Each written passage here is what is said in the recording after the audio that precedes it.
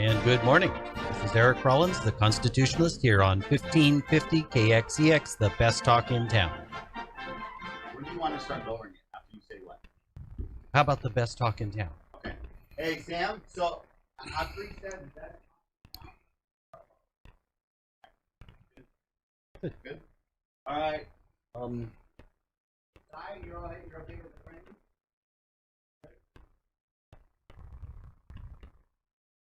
We got insurance. Hey, so Yeah. it's a tight frame?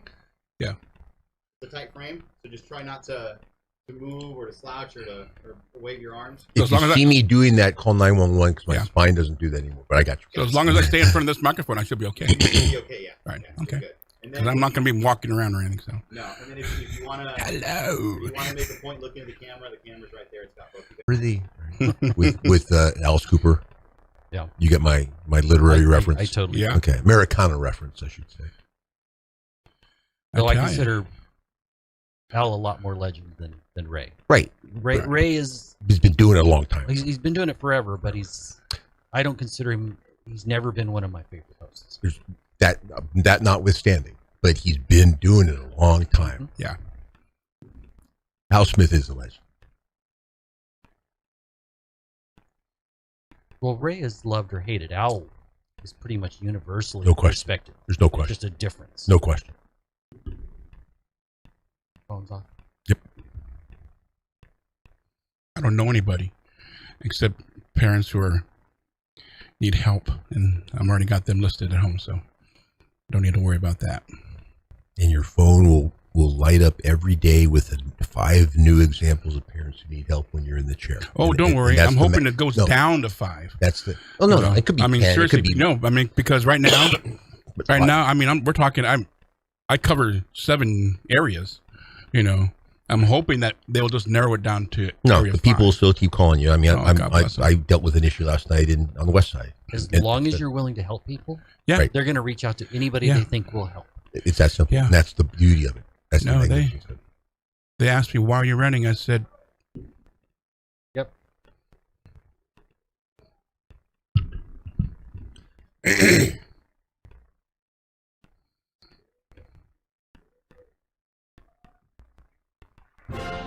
And good morning. This is Eric Rollins, the Constitutionalist, here on 1550 KXEX, the best talk in town. Today, I am joined by a couple people that are representing the Fresno School District, one that hopes to be on the board and one of the few points of light on that board. Welcome. welcome, Eric. Today, I have Anderw Fabela and Terry Slatic. Before we get there, though, I have some opportunities to get involved. First one is actually about people that in Clovis that are talking about exiting schools. And public schools need to hear that. They need to realize that if they don't raise their game and begin to educate students, people are going to find alternatives. So this is at 6 p.m. tonight, 1:20 at 854 North Fowler Avenue in Clovis. There'll be speakers, there'll be people talking about homeschooling and other opportunities to kind of get away from the public school system.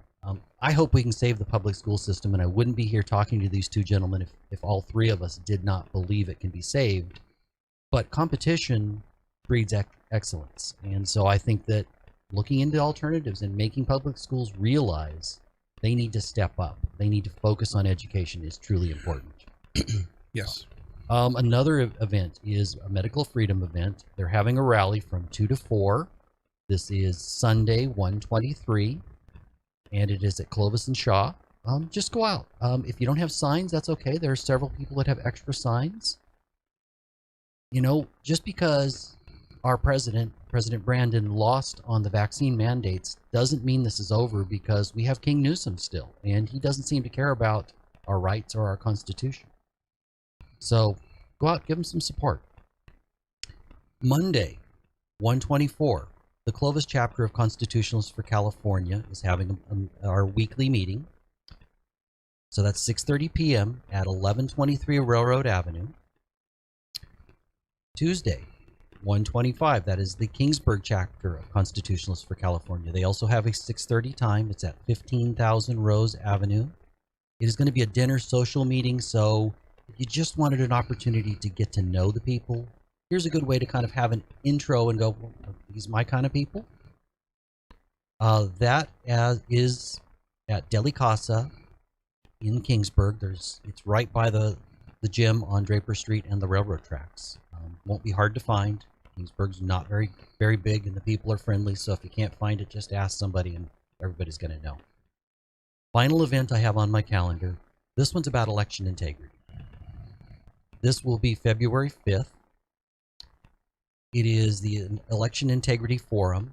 It is hosted by Secretary of State candidate Rachel Ham, but we have Linda Payne from Election Integrity Project. She'll be speaking.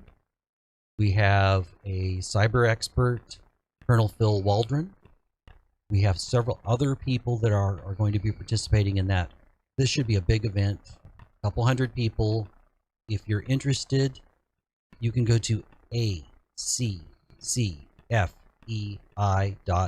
I will put it in the Facebook show notes. I'll try to figure out how to also post it in the comments for Spotify and for YouTube. But if you care about election integrity, this is a big event. We just celebrated Martin Luther King's birthday, and it was a little before my last show, so I thought I wanted to pay homage to somebody that I consider one of my heroes. The left seems to have moved beyond Martin Luther King and has decided that we need racism, typically called critical race theory, as a way to take care of racism, rather than moving to a society where we judge each other by the content of our character. And I think that's truly sad. The man is a hero of mine. He wasn't perfect, just like every great man in history. But he had some phenomenal ideas that I believe have become institutional. They have woven into the fabric of American society. We're still not perfect, but having a colorblind society would be a great thing. I have multiple relatives of mixed race. I mention that because it doesn't really matter. Why do I mention that? It doesn't matter. No, it doesn't. No, They're just family. Not at all. Right. Yeah. And I need to just think of it that way. I'm going to go ahead and introduce my two guests. Which one of you is going to go first? the new guy. The new guy. So, My name's Anderw Fabela. I'm a parent here in Fresno. My daughter attended Fresno Unified Schools for 15 years, and I helped and was part of her class and her education for those 15 years, and saw from the inside, as a parent, the chaos that exists within the school district. And so I've been helping parents for those past 15 years and beyond. So that's my thing right now. So I'm trying to run for school trustee so that I can help affect change from within the district, so that those changes will help parents and students who are outside the district. well, thank you for stepping up. Thank you. And most of my guests are Major Slatic. But tell me a little bit about background, because I am getting new people. Absolutely. Trustee Major Terry Slatic, United States Marine Corps, retired. Born in New York City, raised in Florida. Been to 34 countries, 49 states, and 2 wars. Been on the school board, fighting the insane leftists, all of them, every single day for the last 3.25 years or such. They got crazier last year, feeling empowered with the wind behind their backs, if you would. The things I wish I could tell you that they say in closed session, anyone who's watching, that it is crazy time. But crazy on exponential steroids, if you could hear the things I hear that I can't discuss. I can sit there legally and say, your head would explode if you heard the things they say in closed session. But it is that bad, which illustrates their intent to keep taking it crazier and crazier and crazier, and making it getting rid of your segue from Dr. King. There's no more equality in these folks' minds. It's all about equity. Okay, equity, again, let's be crystal clear, listening audience. Equality means equal opportunity. Equity, in this definition, as these trustees use it, and Newsom and Biden and all these folks, it means equal outcome. And at some point, I could illustrate what does equity grading look like if we can capture that on the show right now or sometime today. Everyone's head will explode and they will vote for Mr. Fabela and anybody else who's wants equality back. Well, I just read an article by Larry Elder. Equal rights deserved by all. Equal results deserved by none. I kind of think that is the American way. We're very much about meritocracy. And we were? Yeah. That used to be the general some purpose. of us are still fighting. Right. But how do you get excellence without meritocracy? Instead, it's just all you get is mediocrity if it's all about equity. To these radical leftists, though, Eric and Andy and audience, the only thing that matters, and I'm not pointing out something you all don't both know and everyone, it's all about that we mean well. Okay? And it's the emotion, the execution of the plan in the end state that you achieve with such a thing is irrelevant. Well, we mean well. Yeah. You can mean well all you want. You can want people to like you, but in the end, you'll never accomplish anything if that's your main goal is to have people to like you. Your main purpose should be, how am I going to assist children in their educational endeavors, and how am I going to assist the tools, the primary tool that children have in order to learn, that is their teachers. So how can I assist them first and foremost? How do I integrate parents back into the classroom so that their child and their community will take education seriously? No, that's an important point. You've largely done that over the last 15 years. You've advocated for your child. Yes. And you've been to how many board meetings? Over 250. Wow. Yeah. I feel like I'm proud to say I've now been to 15 in Clovis and I think 5 in Fresno. I live in Clovis, so I don't make Fresno quite as often. But yeah, it was really, when my daughter first entered Fresno Unified, I thought, it was just going to be, I'm going to go into her classroom and help tutor and whatever and help the teacher out. And then as you see it more and more happening, you see teachers that didn't want to teach. You see disruptive kids. You see, well, actually, in my case, the school being so academically inept that the state of California came and took it in and took it away from Freson Unified and said, you can't have it. And so I had to actually go out into the community and say, I need you to come back to your school so you can help your teachers. So if you want art, if you want music or any of those kinds of things, you're going to have to come back and be a part of the educational system, because right now it's broken. So you stepped out to your community. Yeah, I walked to try to fix it. This isn't a guy that just stood by. He went, no, there's an issue. No, let's fix this. This is kind of American ingenuity. Yeah, I understood that in order for my daughter to get the best education at that school, I was going to have to help all the students, because the state of California was not going to leave until every grade level was at some kind of proficiency level that was a good standard. So that meant helping. She was in kindergarten. I had to help the first, second, third, fourth, and fifth grades as well. And that meant going out into the community and bringing them back and saying, look, your kid needs to be helped. Let me know what your child needs. Is he a special needs child? I can get you that. I can go downtown, go to a meeting and say, where's your assistant superintendent in charge of special education? I need that. I need to see that person, because I have a parent over here whose child isn't getting services. So those are things I had, and that's one of the reasons why I've been to over 250 board meetings, because of parents coming to me and seeing me on the internet at school board meetings, getting services for kids, and they're saying, well, maybe I can ask this guy, because he doesn't seem to be afraid of, at the time it was Superintendent Nelson or the school board or any of the assistant superintendents that were there. He's telling them, right off, so they'd come to my door and say, hey, I need help. So you became an advocate for basically your community. Yes, exactly. For the people of Fresno Unified. And I didn't realize it until I found so many parents coming to and knocking on my door or calling me in the middle of the night. It was both shocking and at some point rewarding as well. Because people always ask, how much do you get paid? How much do you get paid?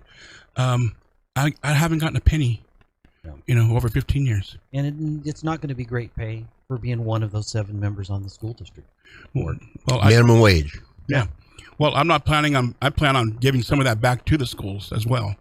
If they need resources or something, if they want to have a family dance, to bring the community together and bring families together so they can meet one another, I'll sponsor that with part of the money I make, How did the two of you then meet?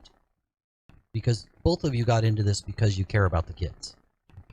Well, Andy's children, there's this bizarre idiosyncratic thing that you can live in an area in Fresno Unified. Okay, there's election boundaries and attendance boundaries, and they're not the same thing.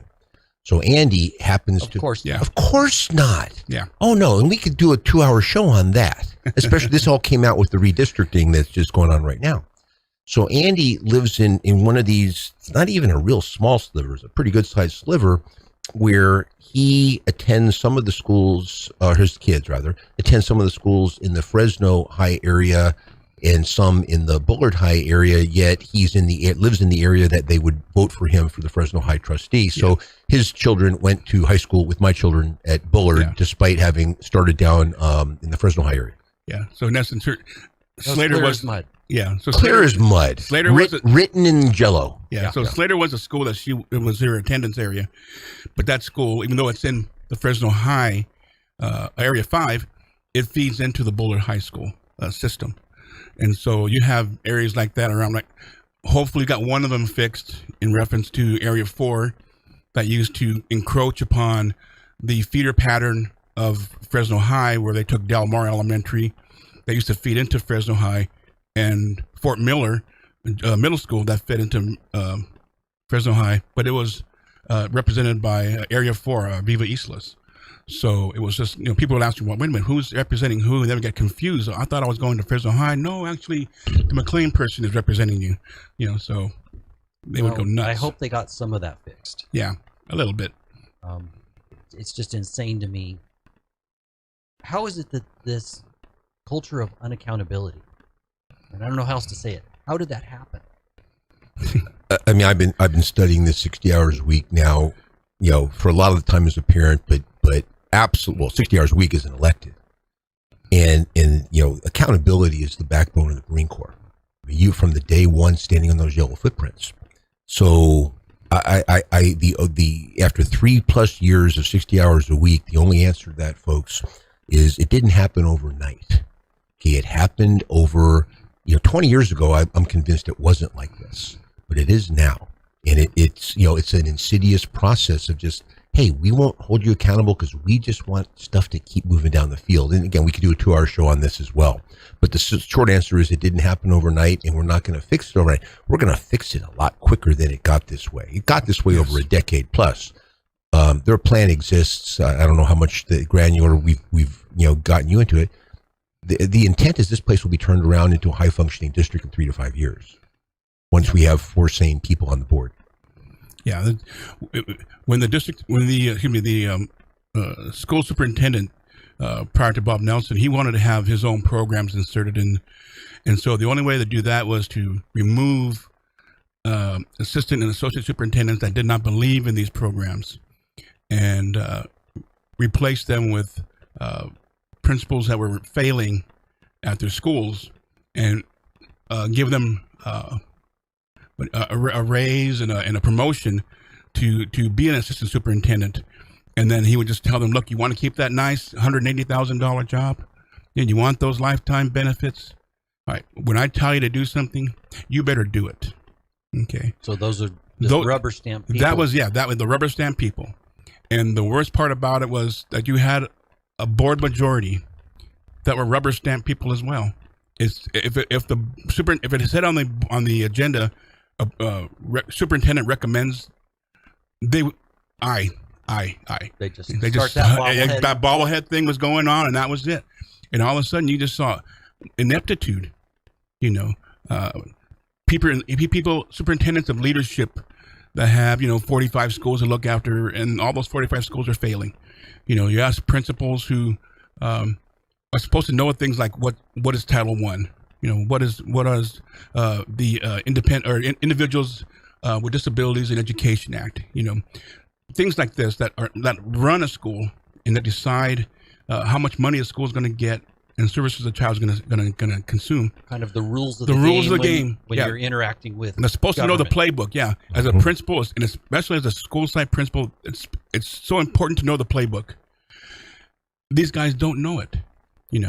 I mean, I've seen a guy who was a 5-year teacher, but he had a mom at a principal, and the mom said, "Can you help my kid?" And the kid got his master's. He went to became a VP, and for 2 years a VP, and then he went and got a principalship. In his 20s. Yeah, in his 20s, only 5 years in the classroom. He had more time as an administrator than he did as a teacher. And when I would tell people, those are the ones that are not dedicated teachers. It's simply a job, and they're trying to get the highest pay possible. And this person right now, he's looking at the downtown building and saying, "That's where I want to be. I want to be an assistant or an associate superintendent." Well, That's my goal. let me segue off of that one, because I'm pretty sure we're speaking about the same person who shall remain nameless.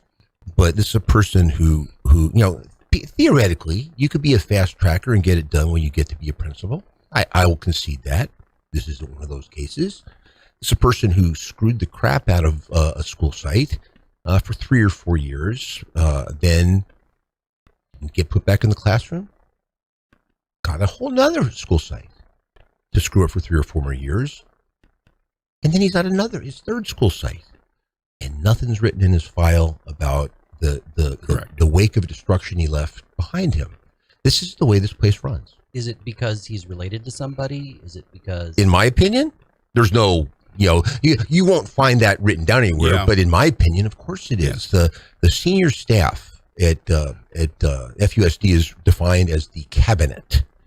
This is 27 people from the superintendent down to I could define the roles. There almost always has superintendent somewhere in the role as associate, deputy superintendent, instructional superintendent.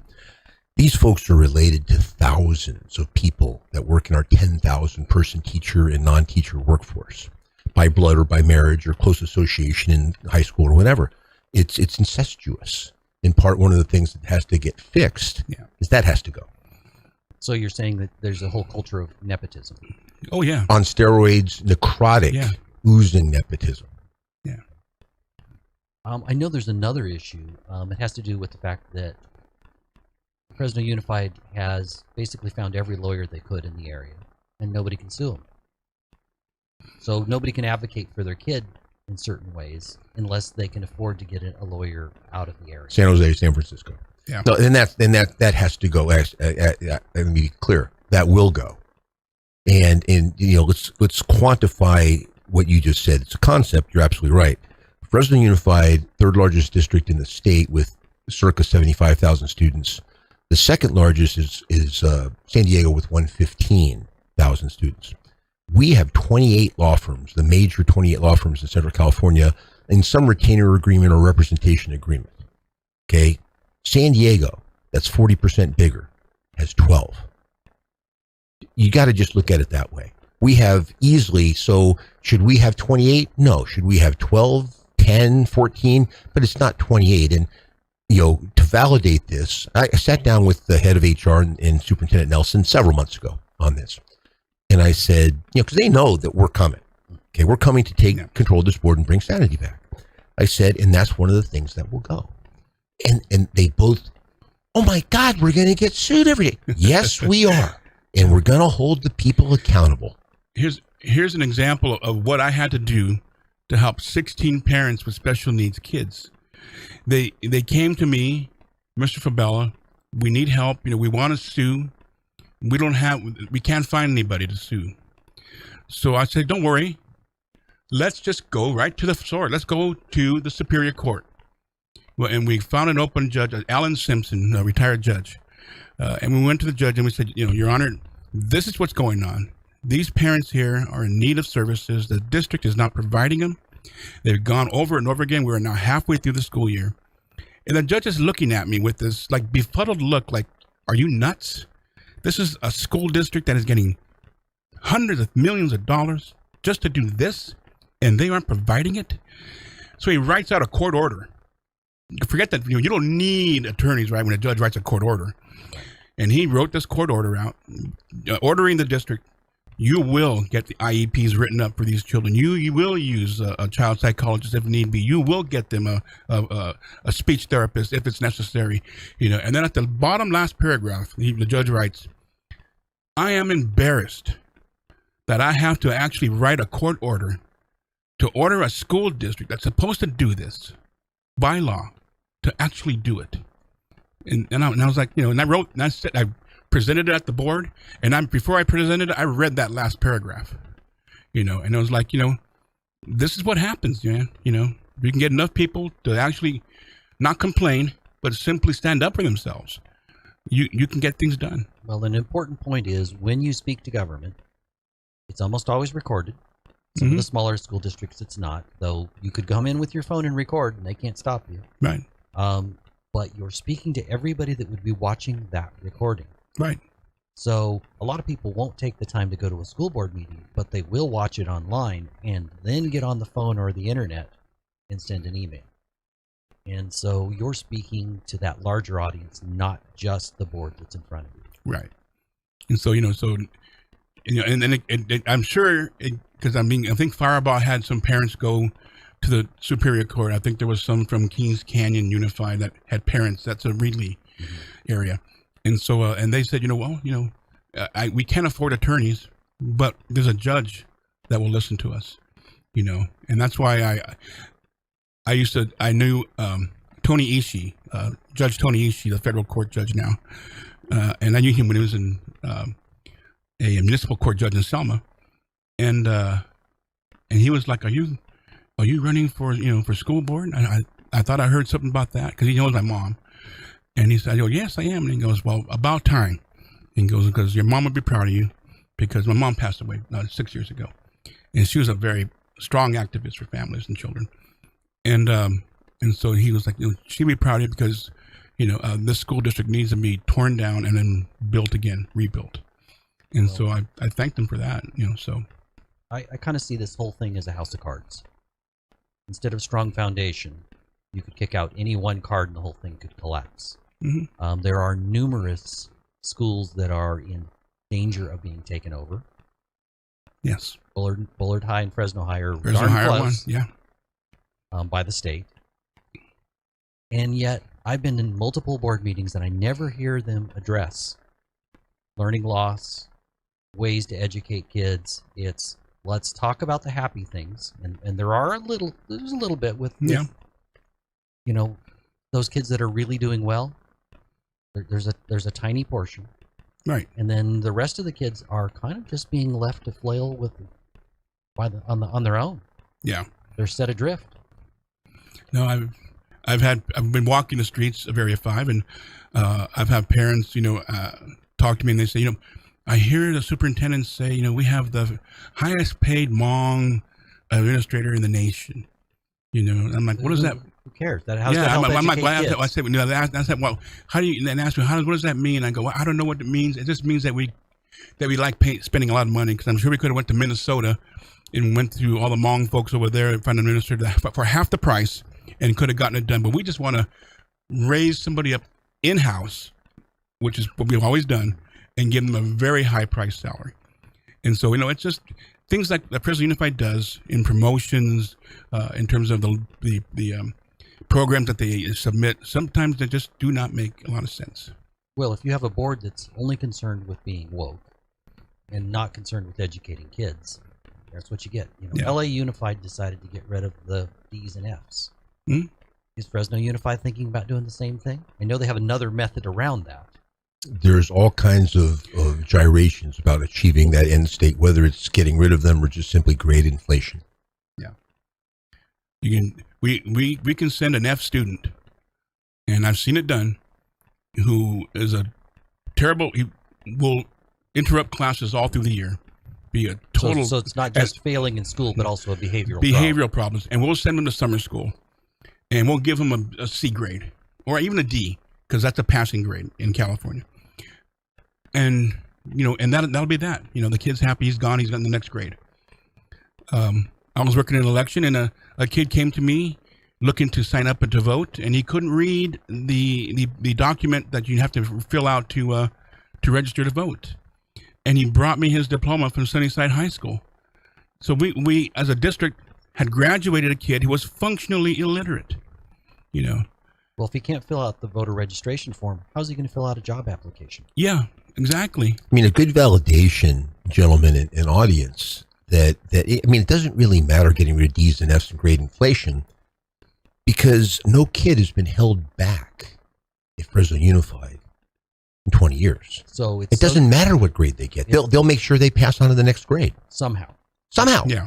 And, I actually can't get in depth on this topic for legal reasons and for where part of the board, but I've been speaking publicly. I look at kids' transcripts, the kids that have problems. And in the first quarter, we grade on a quarterly system, even though we're in a semester system. That's for another time. But in the first quarter, you'll see little Johnny or little Susie with 5 F's and a D.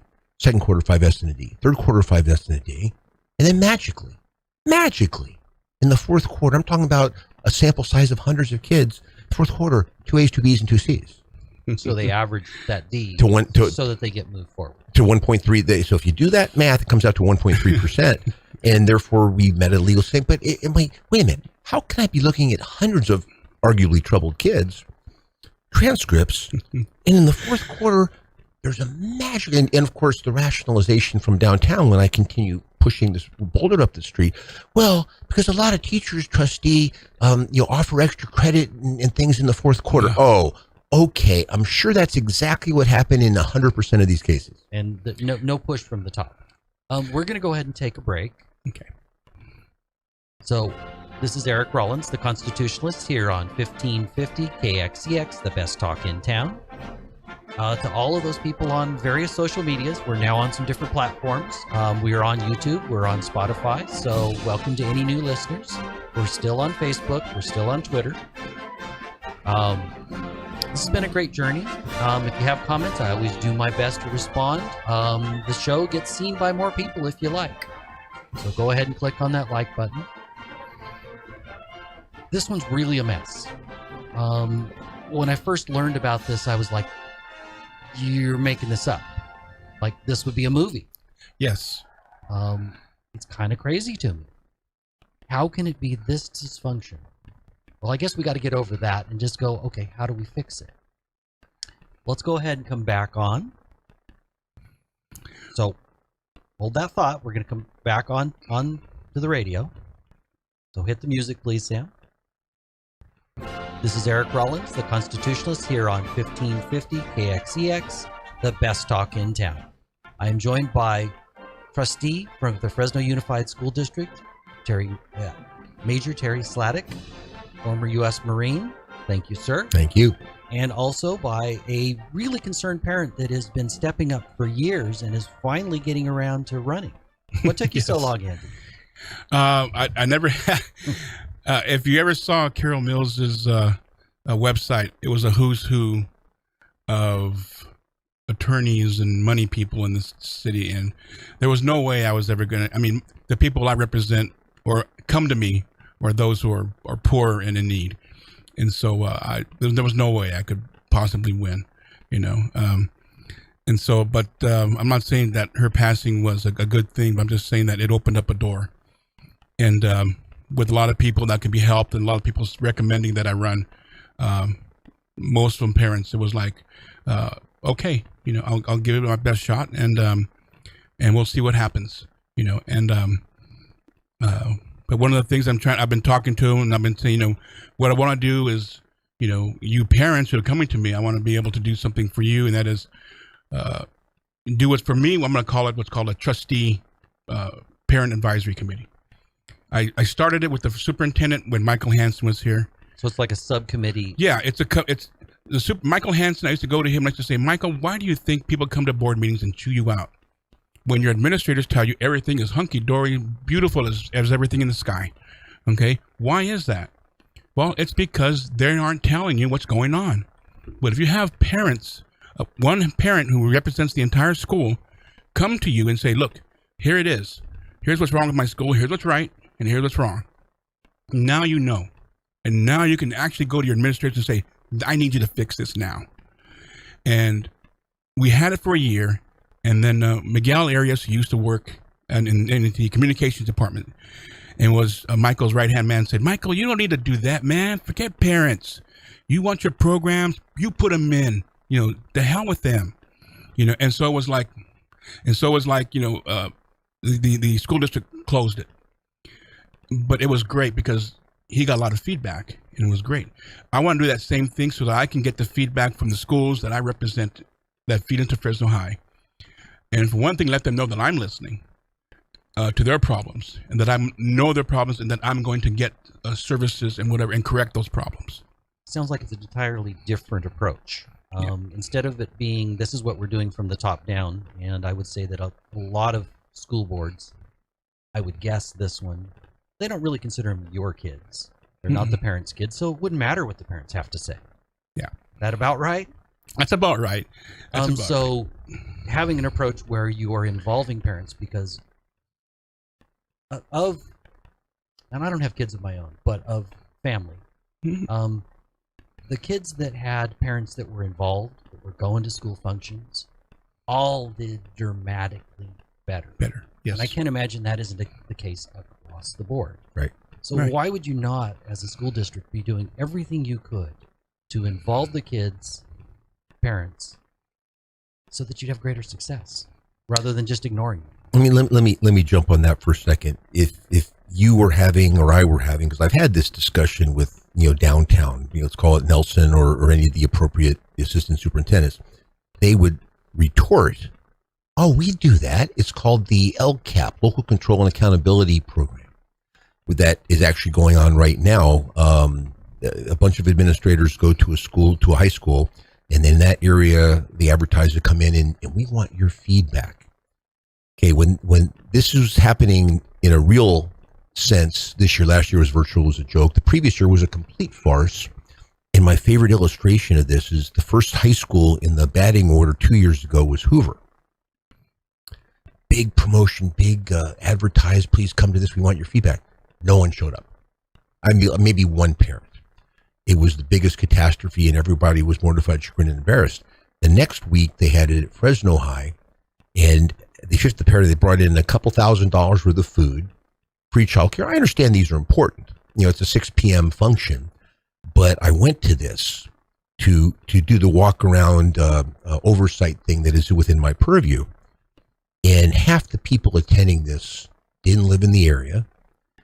They were people that FTA, the Teachers Association, shilled and put on buses and sent them over there so we could look like we had a quasi full room with 45 people.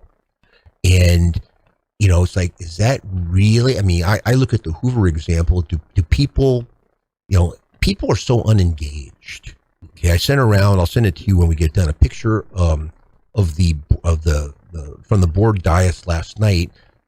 About halfway through the meeting, took a picture of the audience.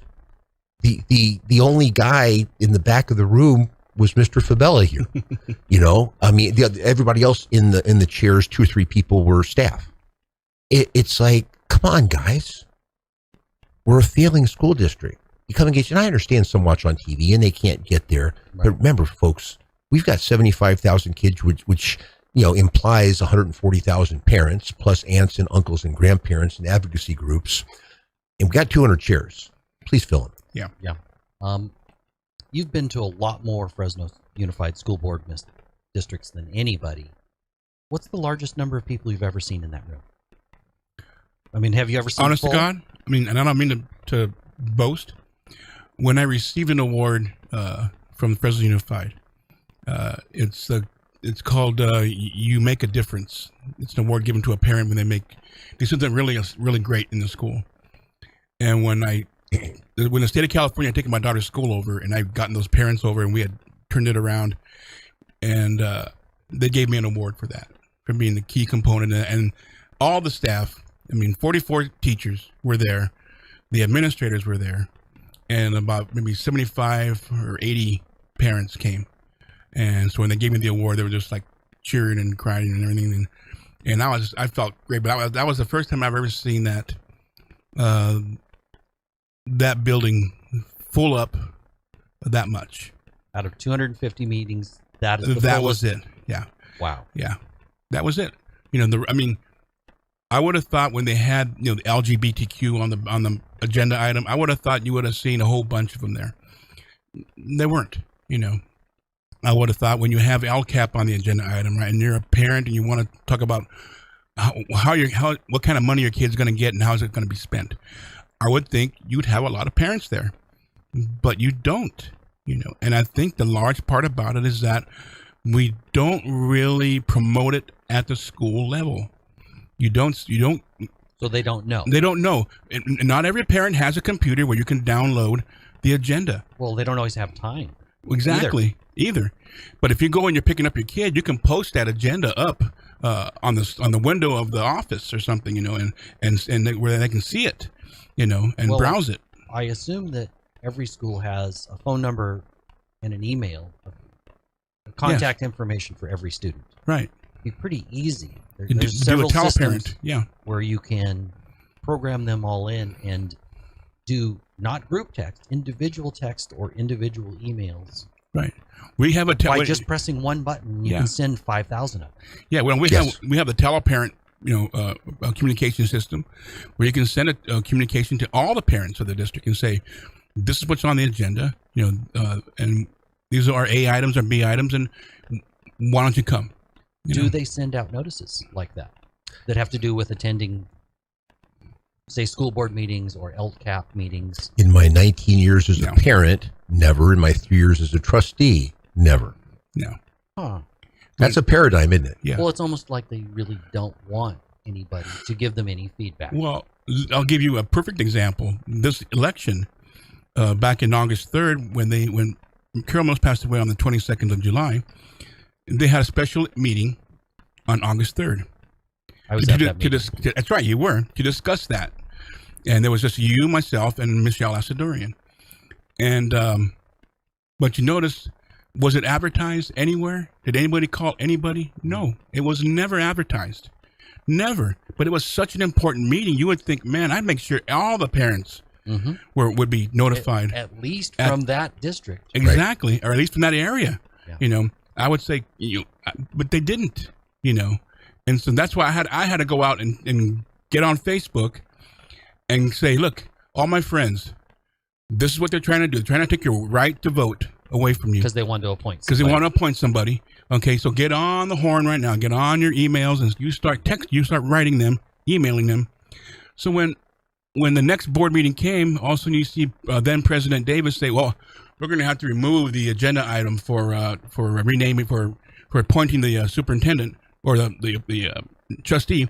We're going to remove that from the agenda because I didn't realize so many people in Fresno High area wanted to appoint their own people, vote for their own person. Yeah. Well, if you had let them know, then maybe you would have not needed a couple of 100, 300, 400 emails to get you to know that, So by using social media, and there's lots of forms of social media, we can get the word out. But if a parent isn't involved to do something like you did, it doesn't happen because they don't seem to want to hear.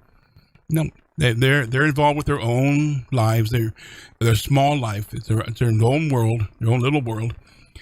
And I just don't think parents have been made to know that although education is not going to solve all their problems, is going to be an important part of it to their solutions to their problems.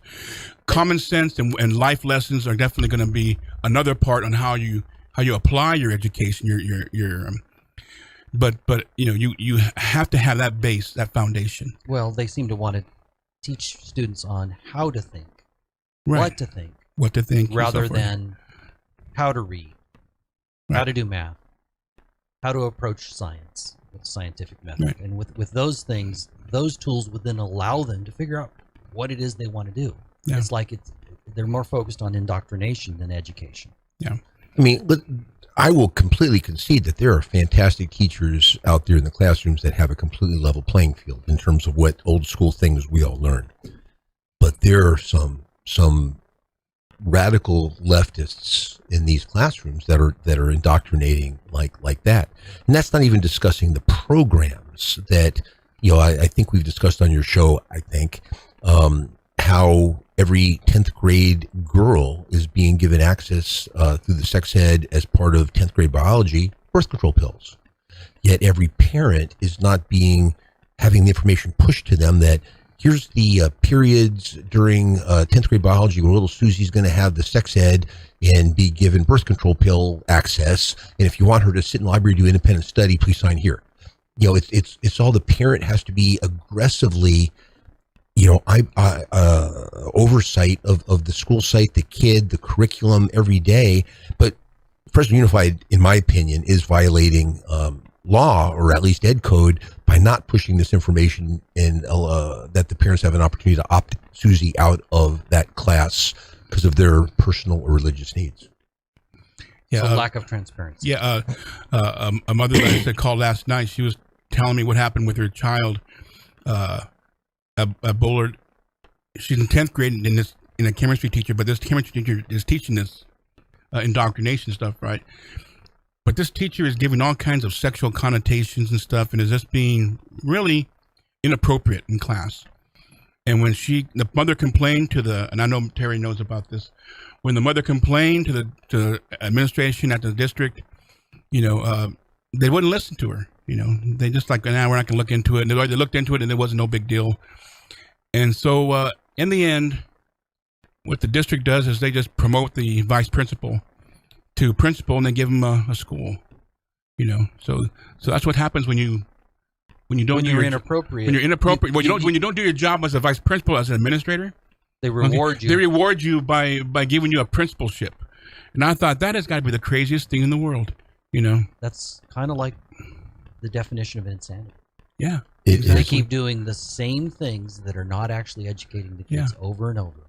So when you have somebody that it may be good to let a child, like a daughter, a girl, know, what this does, what it is that affects you, but you want to know who is teaching that to you too. And if it's somebody who isn't all there, or is inappropriate, as a parent, I would not want my daughter near that person. Let me jump on that one with a little more granularity to put it in the parent. You're looking at little Susie's context. The teacher in question, who shall remain nameless, is actually not the one. It's not sex ed. It's not incorporated into that. But very inappropriate comments. I'm able to determine that his record jacket over his many years at the school site, there's nothing written in it. When all these allegations first came out some time back, and I'm like, does this guy just suddenly lose his mind now? And so I happen to have my 4 kids who attended Bullard High School home. They're all out of high school now. And one night we're having dinner, and they're not home. They don't live home, but they happen to be home for dinner. Hey, did any of you guys have so-and-so for such and such class over the years? And one of my kids did. It would have been back in, 9 years ago. I said, did he ever act odd and do weird things? And like, well, yeah, he did. And I said, like this and like this. And I got very examples. Like, oh, he did that all the time. Wait a minute. So this was going on 9 years ago. And in this 9-year interim, nothing's ever been written down. Yeah. But that's the nature of this place. But if you set up a situation where you're behaving like no evil monkeys, see no evil, hear no evil, speak no evil, then you don't have to know about the problem. Correct. No, not at all. Oh, that's I am quite public about that situation 2 years ago at Torona's Middle School, where the principal allowed 70 people to camp out on the campus over spring break and film a movie. Oh yeah. And the whole thing, what could possibly go wrong with that? Wow. Right? And after I have a smoking gun letter that it happened, plus a lot of stuff was stolen, it turned out the excuse was, well, I didn't know I couldn't do that. You've been a principal for 6 years, and you don't know that you can't give away a school site for 2 weeks over spring break? Oh, come on. I didn't know I couldn't do that. And so I assume this person was immediately fired, right? One would like to think that did not happen. The person got nothing other than the most minimal thing that disappeared after a short period of time, and there's no record of it. Yeah. So kind of a slap on the wrist. No, not even a slap on. And as soon as I would say a stern look. Yeah. Wow. Yeah. we're going to go ahead and take another break. This is Eric Rollins, the Constitutionalist, here on 1550 KXEX, the best talk in town. When we come back, we're going to start talking about hope and solutions. So, we kind of defined the problem. There's a lot to be mad about. There's a lot to bitch about, but it isn't productive to stay in that space. We need to move forward and find a way to change it, because if we don't, our future's at stake. You think Fresno Unified students stay right within that area? They move all over. There's no wall. They move into Clovis. They move into every small town. But if they're not equipped to have a real job, yeah, what good is it? Yeah, what good is it? So we're going to go ahead and come back. But hope and solutions. This is Eric Rollins, the Constitutionalist, here on 1550 KXEX, the best talk in town. Today I'm joined by somebody that is a concerned parent and has now decided to throw his hat in the ring to try to fix the Fresno school district. He is running for the trustee position in District 5, which is the Fresno High area. I'm also joined by Major Terry Slatic. He is a trustee for District 7. District 7. The Bullard High School. Yay, Bullard Thermos. Okay. And we're talking about solutions. One last point on the validation of the problem before we get to the solutions is I had this phenomenal sit down with Sheriff Mims a few months back. And that revealed that in her 15 years as an elected sheriff of a county with over 1 million people population, that in the Fresno County Jail, which everyone unless you're in law enforcement, underestimates the average daily census. Eric, how many people are in Fresno County Jail on the average day? I would guess 500. 2,500. 25. It's a big jail. Okay, they hit 3,000. They hit 3,000. Judges start getting crazy, but they get down. But let's call it 2,500. She's been doing grade level reading assessment on the inmates in the Fresno County Jail for 15 years, using the exact same standard. So it's not like in public education where every 2 or 3 years we change the metrics, so we need 3 more years to correlate them with the last set. It's all that smoke and mirrors crap. But she's been using the same thing and can say absolutely that the grade level aptitude of Fresno County Jail inmates reading is the 4th grade level. 4th grade. Okay, which is consistent with the 2,000 kids we give diplomas to who read, write, and do math at the elementary school level. Right. They may not all be 4th, but a lot of them are. Yeah.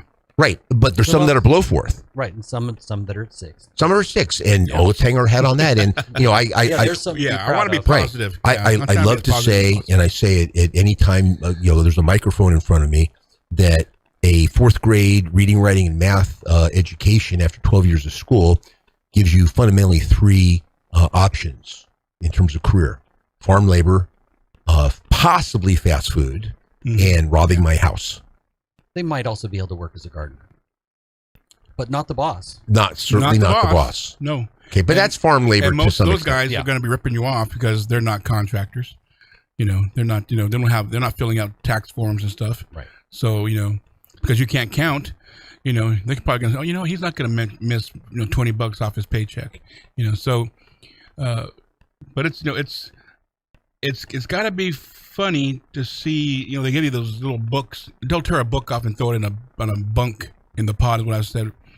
And you see people looking at that book and saying, I can't read this, But one of the problems I've told by a former teacher of mine, my daughter's 2nd grade teacher, was that, and he worked at Wilson Elementary, and Wilson was one of the schools that is targeted for low reading levels. And so we need to fix that. We want to fix it. So the district put out a plan called E-Word, I believe it's called. And what that is that they train the teachers on how to use different types of skills like phonics and, how to teach them how to use, or really just training them how to see what does OU stand, how does it sound with a GH at the end or with a TR in front, that kind of thing, right? It takes about 3 years to go through training. 3 years. One of the problems he said is that after they get the training, they transfer to other schools. Most importantly, they'll transfer to a school north of Shaw, in the Hoover or the Bullard High area, where you don't need those skills, where people are reading great. So all that training that you just spent on that teacher to help those kids read is now gone.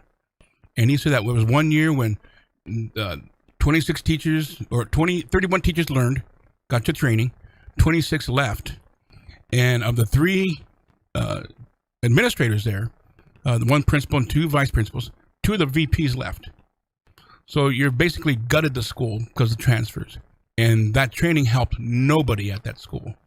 And my solution to that is for a teacher to get that kind of training and be at that school, you have to remain at that school for like 5 years at least to have that training take effect, and see how it's working.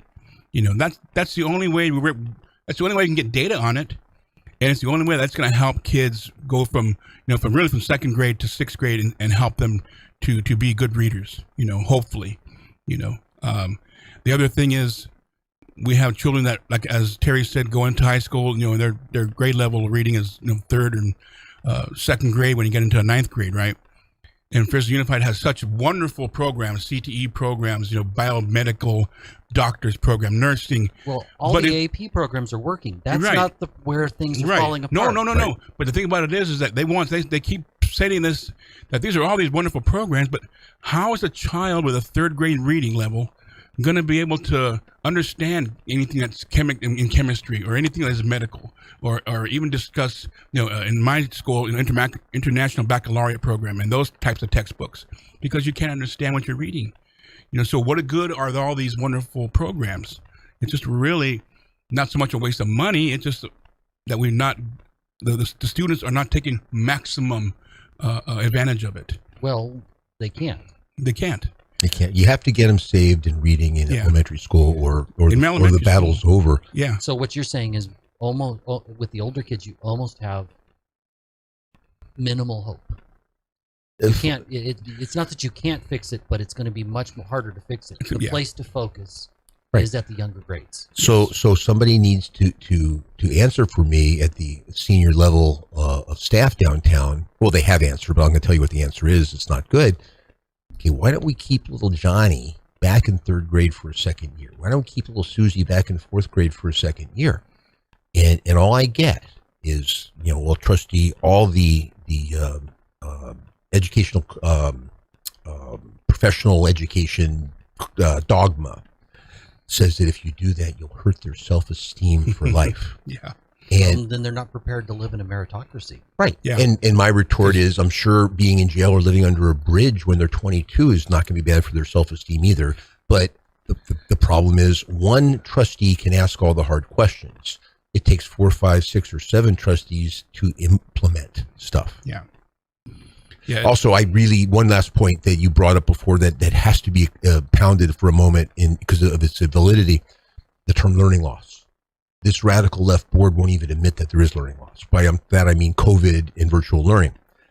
And what we're going to find, it's not just gone down when we were virtual, it's gone completely down.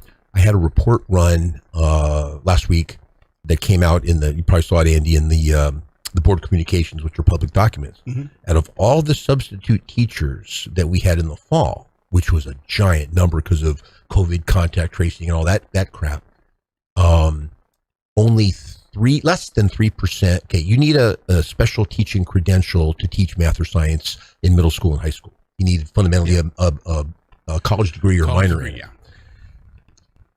Only less than 3% of the substitute teachers in FUSD, which is a giant school district, 3rd in the state, had the appropriate credentials as substitutes to teach math or science. And they pay more than a lot of the surrounding school districts for that substitution. 35% more. And we're still paying this person, and I'm out of my mind with this. And no one's asking this. How many of the substitutes teaching math and science have the appropriate credentials? 2.8%. And it's a giant number. It's 367. So it's 10 out of 367. Yeah. Big number. Yeah, you were talking about the AP students. Well, I haven't checked into this, but I got $1,000. Okay, I'll bet you that every one of those AP classes and the teacher that teaches it is probably credentialed in that class or in that subject. Okay, you go to the other, let's say it's algebra, AP algebra. But if you go to the regular algebra class, okay, where the students are regular students, you're probably going to find a teacher in there that's went to UC Davis and has a degree in art appreciation or in archaeology or something. Completely nothing to do with it. And the thing about it is you'll have the math department director there at the high school. She will make out packets, daily packets for that teacher. That teacher is going to say, here you go, work on this, okay, and then turn it in at the end of the class, and then see you later. We're running down on time, so I know you wouldn't be doing all this if you weren't hopeful. In 45 seconds, can you tell me why you're hopeful? How can we fix this? Are there contact places? And then you're going to go last. Okay. I'm not hopeful. I believe that we're going to get 4 or 5 board seats of sane people in this election cycle, defined as the April 12th special election, and then the 4 seats that are up in the November election. There are phenomenal people that will be declaring for those 4, and they all want the same things that we want. We will get that. I could go on for an hour, but the point is the right people are in the right places, are going to throw their hats in the ring and say, this is wrong, we have to fix it. It's just like Mr. Fabela here, but there's another one in District 1, there's another one in District 4, I mean, on and on and on. You have to have the right citizens, the right constitutionalist mentality to step up and say, we got to fix it. And those people are here, and I look forward to having them sit in that Andy Fabela chair. I am enthusiastic about them. I have met them. But yes. Yeah. For me, I have to be hopeful because the clock is ticking. Children are passing through our school district day after day, year after year, and we have to help them. And when I get on that trustee seat, I'm going to have a discussion with every one of my administrators, have them in that board meeting room and say, I am here not for you to like me, but for you to do your job. Okay. And if I have to get censured because I'm doing an administrative work, I'm going to schools to help those people, those parents there, those children, so be it. Okay. I'm just going to work as hard as I possibly can for parents, just like I have been right now. Well, I thank you both. This is Eric Rollins, the Constitutionalist, here on 1550 KXEX, the best talk in town. So we're still on social media for just a second. Are there ways to contact you? Are there ways to get involved? What can we do? How can we organize this effort to make it happen? There is a group. The group is called FixFresnoUnified.org or FixFUSD. They both will work. And that is how, how can you help Andy Fabela, this magnificent man who wants to fix the schools for the kids, come on, gang, for minimum wage, all right, which he wants to donate back anyway, is let's get as granular as possible. Is there anyone out there who's lived in this town for more than a year, who doesn't, whether you don't live in his district or not, you go, well, I can't vote for him, I can't live there. Do you know somebody who owns a business in the Fresno High area? Or do you have a friend who lives at an intersection or on some street there and say, hey, you need to put up an Andy Fabela yard sign in your front yard?